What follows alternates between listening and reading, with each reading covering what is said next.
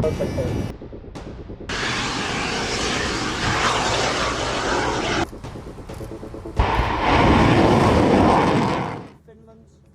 Poland, and we've all...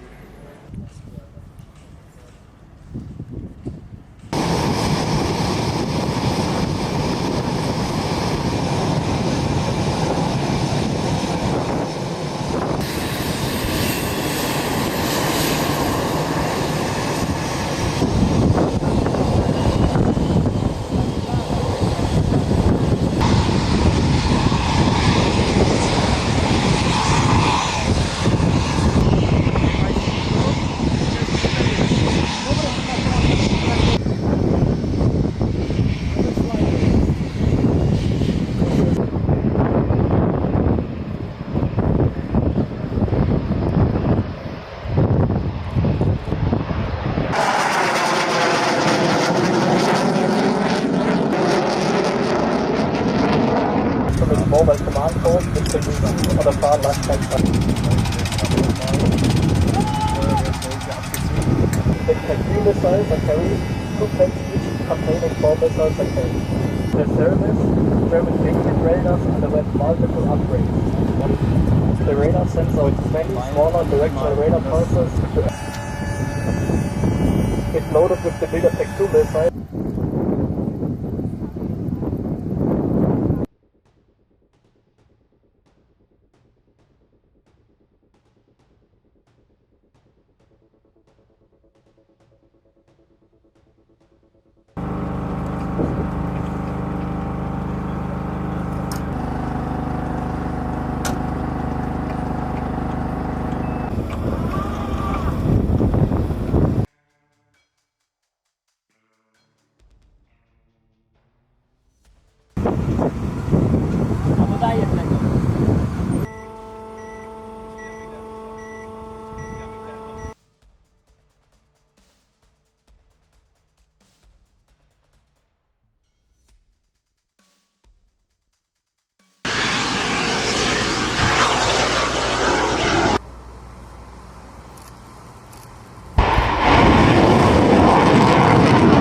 Our major thing is to contribute NATO air power and air policing missions, and during the same time we are executing air shielding missions. For us it means that we are participating NATO exercises and contributing the whole big picture, since we are doing our national flight training during the same time. And one crucial part for us is that we are enhancing our deployment capabilities, since we have been homeland defenders for decades, that now we are learning and enhancing the capabilities to operate under the host nation support in other countries. We are here to contribute NATO air power and deter aggression. This is our first time here in Romania, and it is great that we are able to enhance the NATO itself. It is a real important milestone for Finland and the integration in the NATO air power, and we are able to enhance here the Romanian air policing capabilities as a part of the alliance. We're here to provide 24/7 quick reaction alerts in support of NATO, defending international and Romanian airspace and the rules-based international order. The Black Sea is the eastern flank of NATO. We are not very far away from a conflict in Europe, and Romania shares a border with Ukraine. So as a political or geopolitical location, Romania and its eastern side is very important.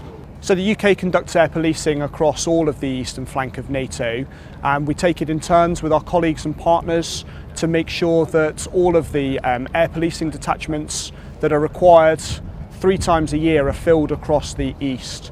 Last year we were in Amari in Estonia, and then the 2 years before that we were back here in Romania. Next year we go to Poland, and then in 2026 we may come back to Romania, but we vary what we do across the eastern flank. It allows us to work with different partners and nations, and it all has to be in sequence with the other air policing nations and where they require to be. So the Finnish Air Force have been a partner nation of NATO for many years. We share a long, rich history. We were both formed in 1918, and we've operated and worked together, both the UK and Finland, but also Finland and NATO for many years. Having the Finnish here on an air policing detachment with us allows us to learn from them. Their Air Force credentials are second to none.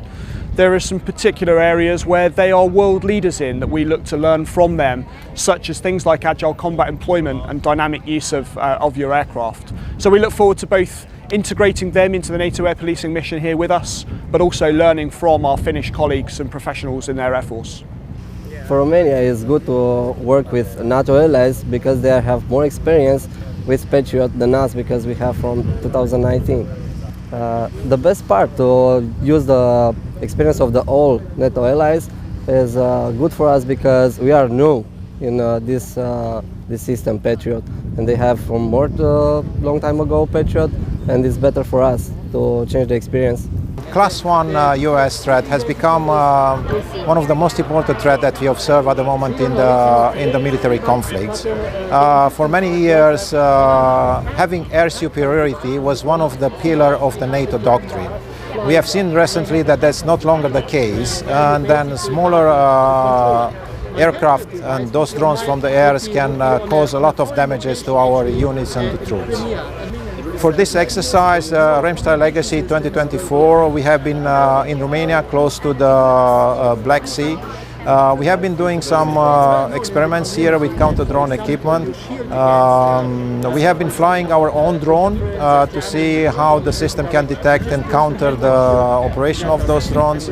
What was interesting here, we already see that there are some degradation of the GPS signal, which affected our exercise as well.